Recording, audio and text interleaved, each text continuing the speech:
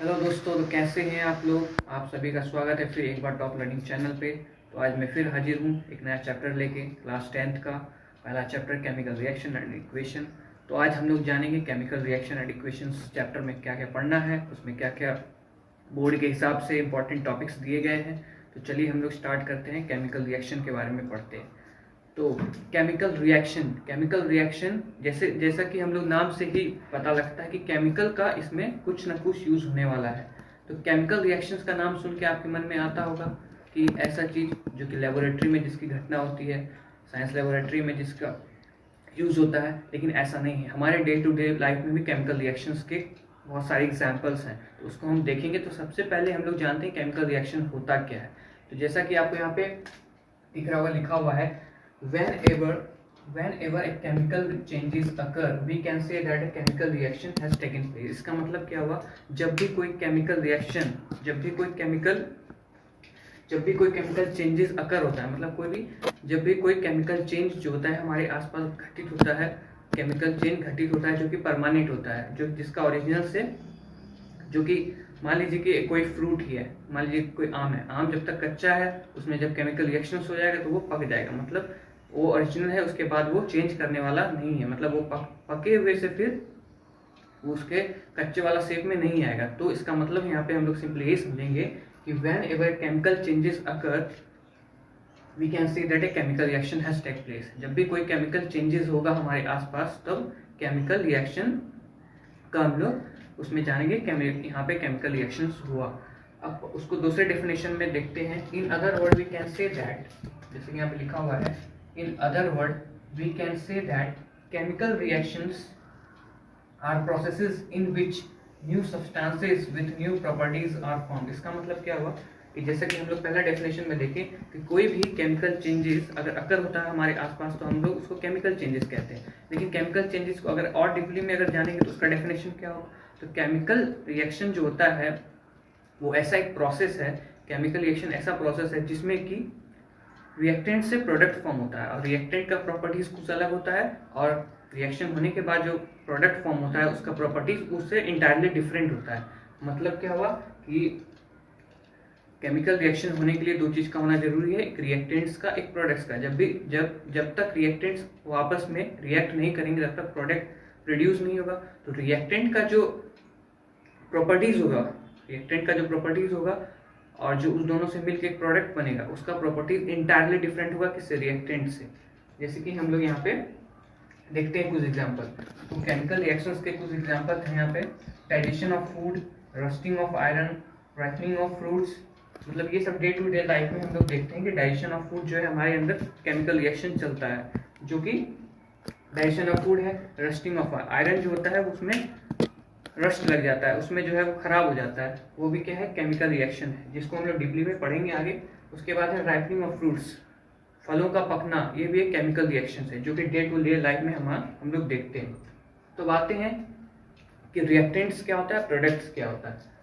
तो देखिए, the substance which take part in chemical reactions are called reactants. मतलब ऐसा सब्सटेंस जो कि केमिकल रिएक्शन में मतलब केमिकल रिएक्शन में पार्टिसिपेट कर रहा है, जिसके कारण केमिकल रिएक्शंस हो रहा है, तो क्या बोलेंगे, रिएक्टेंट्स। फिर से मैं समझाना चाहूंगा कि केमिकल रिएक्शन में जो सब्सटेंस मतलब पार्टिसिपेट कर रहा है और वो जिसके कारण प्रोडक्ट फॉर्म हो रहा है उसको हम क्या बोलेंगे, रिएक्टेंट्स। उसके बाद आते हैं प्रोडक्ट। जब रिएक्टेंट्स दो, मान लीजिए चाहे 3 रिएक्टेंट हो या 4 रिएक्टेंट या मान लीजिए 2 ही रिएक्टेंट हो, उसके बाद जो मिलकर उस दोनों को रिएक्ट करके जो प्रोडक्ट फॉर्म होगा, जो भी सब्सटेंस बनेगा उसको हम लोग क्या बोलेंगे, प्रोडक्ट। जो कि लैंग्वेज में लिखा हुआ है, the new substance produce as a result of the chemical reaction. जो न्यू सब्सटेंस प्रोड्यूस होता है न्यू प्रॉपर्टीज के साथ, जो कि दो रिएक्टेंट के बीच में दो रिएक्टेंट से मिलने से जो प्रोडक्ट बनता है, जो नया सब्सटेंस बनता है, जो कि जिसमें नया प्रॉपर्टीज होता है, उसको क्या बोलेंगे, प्रोडक्ट्स। तो जैसे कि एग्जांपल है यहाँ पे, एग्जांपल में एक मैग्नीशियम है, एक ऑक्सीजन है, उसके बाद दोनों मिलकर क्या करते हैं, रिएक्ट जब कर जाएगा, रिएक्ट होने के बाद मैग्नीशियम ऑक्साइड बनाएगा। तो उसी को सिंबॉलिक फॉर्म में लिखेंगे MgO2, अब दोनों रिएक्ट क्या बनाएगा, MgO, मतलब मैग्नीशियम ऑक्साइड। तो यहाँ पे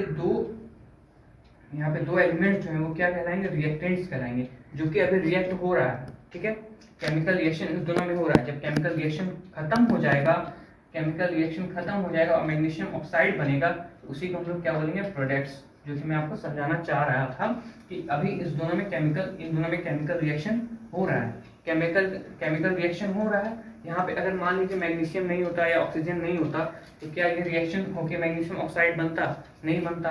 मान लीजिए यहाँ पे मैग्नीशियम होता, ऑक्सीजन नहीं होता, तो ये किसी से रिएक्ट नहीं करता, तो मैग्नीशियम ऑक्साइड बनता नहीं। तो मैं ये आपको समझाना चाह रहा था। अब देखिए, मैग्नीशियम का प्रॉपर्टीज अलग होता है, ऑक्सीजन का प्रॉपर्टीज अलग होता है। मैग्नीशियम जो होता है सॉलिड, मैग्नीशियम जो है, ऑक्सीजन जो है गैस है, और मैग्नीशियम जो है सॉलिड स्टेट में।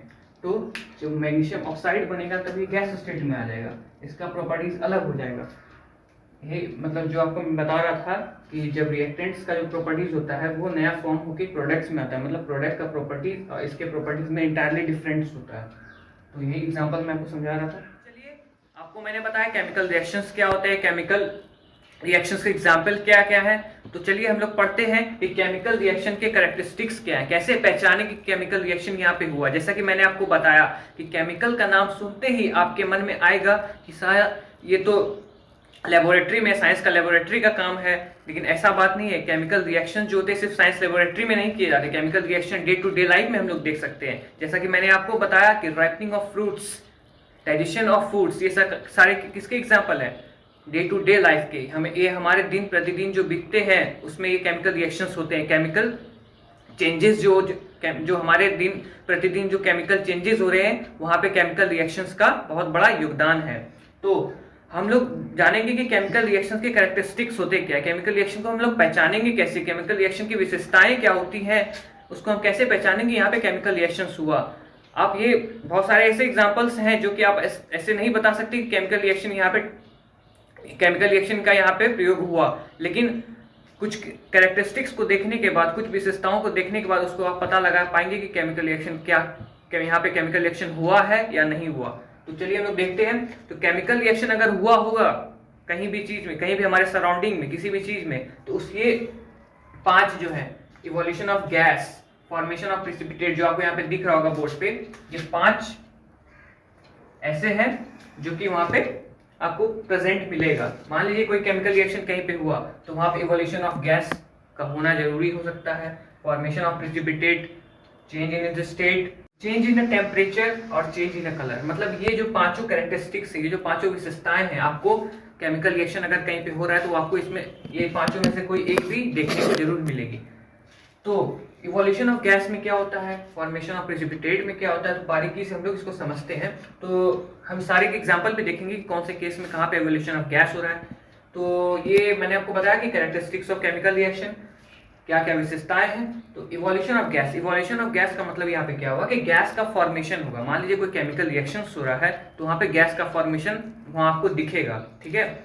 उसके बाद है फॉर्मेशन ऑफ प्रिसिपिटेट का मतलब होता है सॉलिड पार्टिकल्स जो कि रिएक्शंस के बाद नीचे बॉटम में बच जाता है। मतलब केमिकल रिएक्शन मान लीजिए हम लोग कोई भी टेस्ट ट्यूब में करवाए, उसके नीचे जो सॉलिड पार्टिकल्स होता है वो चाहे कोई भी कलर का हो सकता है, मैक्सिमम केस में व्हाइट ही होता है, लेकिन वो जो सॉलिड पार्टिकल्स बॉटम में जाके जमा हो जाता है उसी को हम प्रेसिपिटेट कहते हैं। तो फॉर्मेशन ऑफ प्रेसिपिटेट का होना जरूरी है। कोई भी केमिकल रिएक्शन अगर होगा तो वहां पे फॉर्मेशन ऑफ प्रेसिपिटेट कोई ना कोई रिएक्शंस में होगा ही, ऐसा निश्चित है।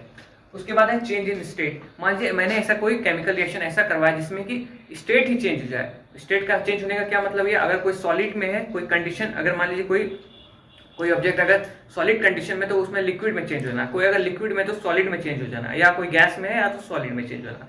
तो चेंज ऑफ स्टेट मतलब ऐसा कोई केमिकल रिएक्शन करवाएंगे जो कि चेंज ऑफ स्टेट कर दे, चेंज इन स्टेट कर दे, उसको हम लोग किसमें पढ़ेंगे, इसमें केमिकल रिएक्शन में, चेंज इन स्टेट में। उसके बाद आएगा चेंज इन टेम्परेचर।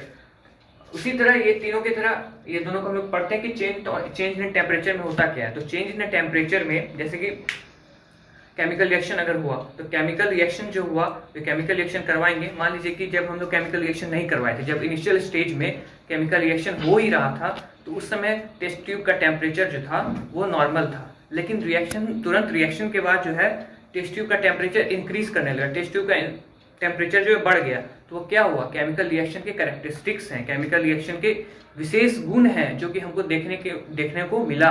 क्योंकि जब हम लोगों ने इनिशियल स्टेज पे देखा, जब केमिकल रिएक्शन नहीं हुआ था, तो वहाँ पे क्या था कि वहाँ पे टेम्परेचर जो था टेस्ट ट्यूब का वो क्या था, नॉर्मल था। लेकिन जब केमिकल रिएक्शन अकर हो गया, केमिकल रिएक्शन टेस्ट ट्यूब के अंदर हो गया, तो वहाँ पे क्या हो गया, टेम्परेचर जो है बढ़ गया। उसके बाद आता है change in colour. Change in colour जो है बहुत ही कॉमन है केमिकल रिएक्शन को देखने के लिए। मतलब केमिकल रिएक्शन को अगर हमको पता करना है कि यहाँ पे केमिकल रिएक्शन हुआ है, तो चेंज इन कलर जो है एक इंपॉर्टेंट कैरेक्टरिस्टिक्स है केमिकल रिएक्शंस का।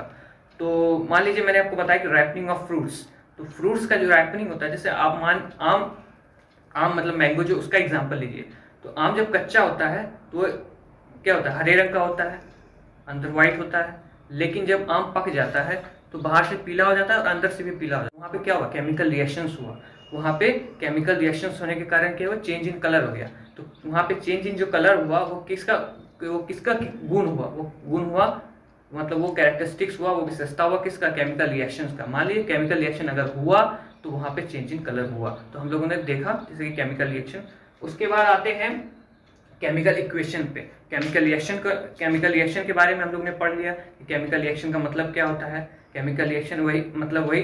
उसके बाद केमिकल इक्वेशन के बारे में पढ़ते हैं। तो केमिकल इक्वेशन क्या होता है, तो केमिकल इक्वेशन जो होता है, केमिकल रिएक्शन जो हुआ है, केमिकल रिएक्शन जो हो रहा है, उसको अच्छे तरीके से रिप्रेजेंट करने का तरीका है सिंबलिकली। और उसके बाद उसको हम सिंबलीवाइज कैसे उसको हम रिप्रेजेंट कर सके इक्वेशन में, तो उसी को हम लोग बोलते हैं केमिकल इक्वेशन। जैसे कि यहाँ लिखा हुआ है, the method representing a chemical reaction with the help of symbols and formula of the substance involved in it known as chemical reaction. मतलब जो केमिकल रिएक्शन हो रहा है उसमें जो सब्सटेंस इन्वॉल्व है उसका फॉर्मूला और उसका सिंबल जो होता है, सिंबलिकली मतलब उसको रिप्रेजेंट करते हैं। मान लीजिए कि अगर कहीं पे रिएक्शन हो रहा है, उसमें है जिंक है, उसमें सल्फ्यूरिक एसिड है, मतलब वो सब्सटेंस का यूज हो रहा है, तो जेड वहाँ पे मतलब हमेशा तो हम लोग मतलब जिंक तो लिखेंगे नहीं, हमेशा सल्फ्यूरिक एसिड लिखेंगे नहीं।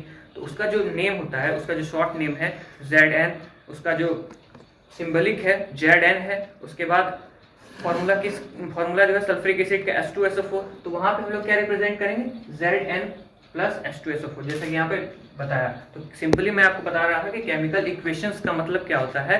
केमिकल इक्वेशन का मतलब होता है केमिकल रिएक्शन को अरेंज वे में लिखना, उसको सिंबल वाइज लिखना, हमारे कन्वीनियंस के लिए, हमारे सुविधा के लिए उसको जो है सिंबल वाइज और उसके फॉर्मूला में जो उसमें सब्सटेंस जो इन्वॉल्व है उसको फॉर्मूला वाइज और सिंबल वाइज लिखने का जो तरीका है वही केमिकल इक्वेशंस कहलाता है। तो केमिकल इक्वेशंस जो है उसका हम कुछ एग्जांपल देखते हैं। जैसे कि यहाँ पे Zn है, H2SO4 है, फिर वो जब रिएक्शन हो जाएगा तो प्रोडक्ट बनेगा ZnSO4 प्लस H2। तो यहाँ पे देखिए Zn है, तो यहाँ पे Zn का मतलब जिंक हो गया। देखिए जिंक को हम लोग डायरेक्ट Zn लिख दिए। सल्फ्यूरिक एसिड का फॉर्मूला H2SO4। तो ये जो सिंबल है इसी को मैं बताना चाह रहा था कि जिंक की जगह पे Zn लिखा गया, सल्फ्यूरिक एसिड की जगह H2SO4 लिखा गया। उसके बाद देखिए जब ये बन गया, जब ये प्रोडक्ट बन गया, केमिकल रिएक्ट होकर प्रोडक्ट बन गया, तो जिंक सल्फेट ZnSO4 और यहाँ पे हाइड्रोजन रिलीज हो गया। तो देखिए यहाँ पे क्या हुआ, यहाँ पे हम ये भी लिख सकते थे, इतना लिखना पड़ता हमको। तो इससे बचने के लिए, इसको सिंबल वाइज लिखने के लिए हम लोग केमिकल इक्वेशन बनाते हैं। तो उसको क्या करते हैं, सिंबल वाइज और फॉर्मूला वाइज रिप्रेजेंट करते हैं। तो ये Zn हो गया, जिंक की जगह सल्फ्यूरिक एसिड की जगह H2SO4 हो गया, और जिंक सल्फेट की जगह ZnSO4 हो गया, और हाइड्रोजन की जगह H2 हो गया। उसका फॉर्मूला लिखेंगे और उसका सिंबल डालेंगे। उसके बाद देखिए मैग्नीशियम ऑक्सीजन और मैग्नीशियम ऑक्साइड, यहाँ भी वही कंडीशन है, मैग्नीशियम लिखना पड़ता हमको, फिर ऑक्सीजन लिखना पड़ता, फिर मैग्नीशियम ऑक्साइड लिखना पड़ता। उसके जगह हम डायरेक्ट सिंबल क्या डालें, Mg, ऑक्सीजन की जगह O2, उसके बाद मैग्नीशियम ऑक्साइड की जगह MgO। तो ये डायरेक्ट समझ में आ गया कि केमिकल इक्वेशंस होता क्या है। तो केमिकल इक्वेशन पढ़ने के बाद हम लोग इसके बारे में डीपली जानेंगे। इवोल्यूशन ऑफ गैस में जो है ऐसा हम लोग कौन सा रिएक्ट करवाएंगे जहाँ पे हम लोग देखेंगे कंडीशन ये सेटिस्फाई कर रहा है। तो हम ये पांचों केस को सेटिस्फाई करवाएंगे कि केमिकल रिएक्शन कौन से केमिकल रिएक्शन हम लोग देखते हैं जो कि ये सारे कंडीशन को सेटिस्फाई करेगा। आपको बताया कि केमिकल रिएक्शन के कैरेक्टरिस्टिक्स क्या है, केमिकल रिएक्शन की विशेषताएं क्या है। तो चलिए मैंने आपको बताया कि मैं उसको डीपली में बताऊंगा। तो मैं आपको बताता हूँ कि उसमें क्या क्या होता है, कौन सा ऐसा रिएक्शन करवाएंगे जो कि वहाँ पे ऐसा कैरेक्टरिस्टिक्स देखने को मिलेगा। तो सबसे पहले हम लोग बात करते हैं इवोल्यूशन ऑफ गैस के फॉर्मेशन की। तो वहाँ पे गैस का कौन सा ऐसा रिएक्शन करवाते हैं जो कि गैस का फॉर्मेशन होता है। ऐसे तो बहुत सारे रिएक्शन है, पर यहाँ पे एक एग्जांपल लेते हैं, जैसे कि when zinc is react with a dilute sulphuric acid gives zinc sulphate with evolution of hydrogen gas. मतलब जब हम जिंक को किसके साथ, Zn को डाइल्यूट सल्फ्यूरिक एसिड के साथ, मतलब जब हम जिंक को सल्फ्यूरिक एसिड के साथ रिएक्ट करवाएंगे तो वहां पे क्या होगा, जिंक सल्फेट बनेगा और हाइड्रोजन गैस रिलीज होगा। तो यहाँ पे हाइड्रोजन गैस जो रिलीज हुआ, यही एग्जांपल है इवोल्यूशन ऑफ गैस का। मतलब हम लोग यहाँ पे क्या देखें कि इवोल्यूशन ऑफ गैस के साथ साथ हम लोग को केमिकल रिएक्शन का प्रॉपर्टीज देखने को मिला, केमिकल रिएक्शन के कैरेक्टरिस्टिक्स देखने को मिला, केमिकल रिएक्शन की विशेषताएं देखने को मिली। तो जब इवोल्यूशन ऑफ गैस हुआ तो हम लोग पता चल गया कि यहाँ पे केमिकल रिएक्शन हुआ। तो वही आपको मैं बताना चाह रहा था। तो चलिए दूसरे एग्जांपल की ओर जाते हैं। तो फॉर्मेशन ऑफ प्रिसिपिटेट के बारे में मैंने आपको बताया कि जो सॉलिड पार्टिकल्स जो बॉटम में जमा हो जाते हैं रिएक्शंस के बाद, केमिकल रिएक्शन के बाद, वही क्या कहलाते हैं, प्रिसिपिटेट। वो किसी भी कलर के हो सकते हैं, ज्यादा मेनली व्हाइट कलर के होते हैं। लेकिन उसके हम लोग उसके एग्जाम्पल को देखते हैं। इसमें बहुत सारे रिएक्शन होते हैं जिसमें कि प्रिसिपिटेट लास्ट में बॉटम में बचता है, लेकिन यहाँ पे हम एग्जांपल देखते हैं। तो when barium chloride reacts with sulphuric acid it gives barium sulphate in the form of precipitate. मतलब बेरियम क्लोराइड को जब हम सल्फ्यूरिक एसिड के साथ रिएक्ट करवाएंगे, मतलब BaCl2 को जब हम सल्फ्यूरिक एसिड के साथ रिएक्ट करवाएंगे, मतलब H2SO4 के साथ रिएक्ट करवाएंगे, तो बेरियम सल्फेट बनेगा और हाइड्रोक्लोरिक एसिड बनेगा। तो हमको हाइड्रोक्लोरिक एसिड पे नहीं जाना है, यहाँ पे बेरियम सल्फेट के बारे में देखना। तो यहाँ पे जो बेरियम सल्फेट बनेगा वही क्या बनेगा, व्हाइट प्रिसिपिटेट बनेगा। वही जो है बॉटम में जाके सॉलिड पार्टिकल्स बचेगा। मतलब हमने क्या देखा कि यहाँ पे रिएक्शन जो था वहाँ पे क्या हुआ, जब हम सल्फ्यूरिक एसिड को बेरियम क्लोराइड के साथ रिएक्ट करवाएंगे तो वहाँ पे BaSO4 मतलब बेरियम सल्फेट बनेगा। तो बेरियम सल्फेट जैसे ही बना हमको क्या पता चला, यहाँ पे केमिकल रिएक्शन हुआ होगा, यहाँ पे केमिकल रिएक्शन हुआ है, ये इसकी विशेषता है, ये इसका गुण है। तो अब आगे बढ़ते हैं। तो चेंज इन कलर का मैंने एक एग्जांपल आपको बताया आम का। तो आपको आम का बताया, अब दूसरा एग्जांपल बताता हूँ। When chemical reaction between citric acid and a purple colour potassium permanganate. आपको अटपटा नाम लगेगा, लेकिन एग्जांपल के लिए मैंने आपको बताया कि साइट्रिक एसिड मतलब जो कि कोई नारंगी में या कोई नींबू में उसमें जो प्रेजेंट होता है उसको बोलते हैं साइट्रिक एसिड। तो साइट्रिक एसिड जब हम पर्पल कलर के पोटासियम परमैंगनेट से करवाएंगे तो कलरलेस हो जाता है। मतलब साइट्रिक एसिड और पोटासियम परमैंगनेट यहाँ पे पर्पल कलर का होता है। पर्पल पोटासियम परमैंगनेट जब साइट्रिक एसिड के साथ रिएक्ट करेगा तब क्या बन जाएगा, वहां पे जो रिएक्शन बन के आएगा जो होता है वो जो कलर, मतलब कि जब पर्पल कलर वाला जो पोटासियम परमैंगनेट होता है चेंज होता था कलरलेस में, मतलब वहां पे कोई कलर ही नहीं बचेगा, व्हाइट हो जाएगा। तो यहाँ पे हम लोग क्या देखें कि पर्पल कलर से कलरलेस हो गया, पर्पल कलर से बैगनी कलर से कलरलेस हो गया, व्हाइट कलर में आ गया। तो ये किसका एग्जाम्पल था, ये किसका कैरेक्टरिस्टिक्स था, चेंज इन कलर का। मतलब यहाँ पे केमिकल रिएक्शन हुआ जिसमें कि कलर ही चेंज कर गया। ठीक है, पहले पर्पल था बाद में कलरलेस हो गया। तो उसके बाद चेंज इन स्टेट का बात करेंगे। तो चेंज इन स्टेट मैंने आपको बताया था, चेंज इन स्टेट का मतलब उसका सॉलिड से लिक्विड में बदल जाना और लिक्विड से सॉलिड या चाहे गैस से सॉलिड में किसी भी स्टेट से एक स्टेट से दूसरे स्टेट में बदल जाना। तो यहाँ पे हम एग्जांपल लेते हैं burning of wax turn solid into a liquid state. मतलब बर्निंग ऑफ वैक्स का मतलब जैसे मोमबत्ती हम लोग जलाते हैं तो मोमबत्ती जो था वो सॉलिड पार्टिकल्स होता है, उसके बीच में जो उसमें जलता है जो बर्निंग पार्ट होता है कैंडल का, जब वो जलता है तो जलने के बाद जो क्या होता है, तो जलते जलते वो सॉलिड पार्टिकल जो होता है लिक्विड में बदलने लगता है। मतलब वहाँ पे केमिकल रिएक्शन हुआ, वहाँ पे कंबस्शन हो रहा है। तो कंबस्शन हो रहा है तो क्या हुआ, वो भी एक केमिकल रिएक्शन है, वो ऑक्सीजन के साथ रिएक्ट करके कंबस्शन उसको कर रहा है। तो जब वो ऑक्सीजन के साथ रिएक्ट करके अपना कंबस्शन के काम में ला रहा है तो वहाँ पे केमिकल रिएक्शन हो रहा है। वहाँ पे क्या हो रहा है, हम लोग देख रहे हैं कि स्टेट चेंज कर रहा है, मतलब एक स्टेट से दूसरे स्टेट में बदल रहा है। वहाँ पे सॉलिड था, वो जो कैंडल था वो सॉलिड था, लेकिन जब वहाँ पे केमिकल रिएक्शन हुआ कंबस्शन के कारण तो वो लिक्विड स्टेट में आने लगता है। जो कि वैक्स होता है, वो जो वैक्स जो व्हाइट कलर का, जब वो सॉलिड लिक्विड से सॉलिड मतलब सॉलिड से लिक्विड में बदलने लगता है तो वही चेंज ऑफ स्टेट का एग्जाम्पल है।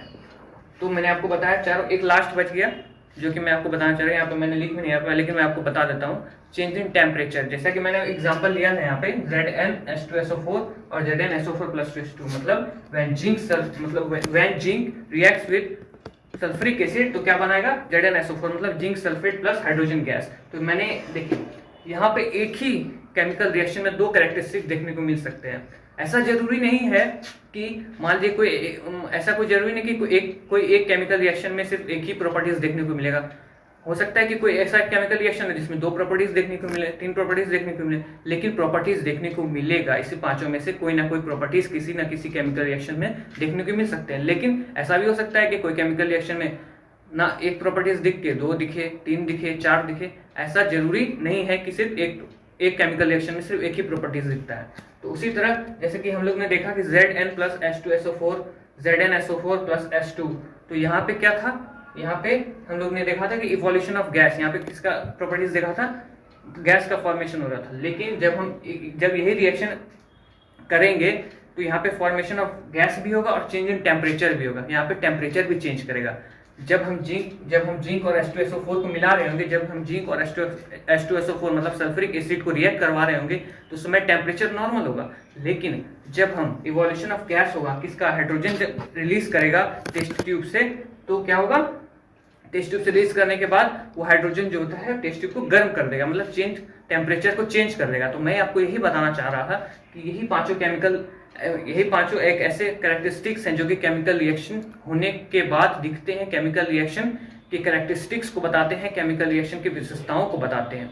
तो मैं आज का क्लास यहीं पे खत्म करता हूँ और आप लोगों को आई होप कि आप लोगों को मजा आया होगा। तो हमारा नेक्स्ट वीडियो जो है दूसरे टॉपिक पे जो भी इसमें अभी आगे चलेगा, तो उस पर जो नेक्स्ट वीडियो आएगा मैं आपको डिस्क्रिप्शन में लिंक दे दूँ, डिस्क्रिप्शन में आपके बारे में बता दूंगा, उसके बारे में मेंशन कर दूंगा।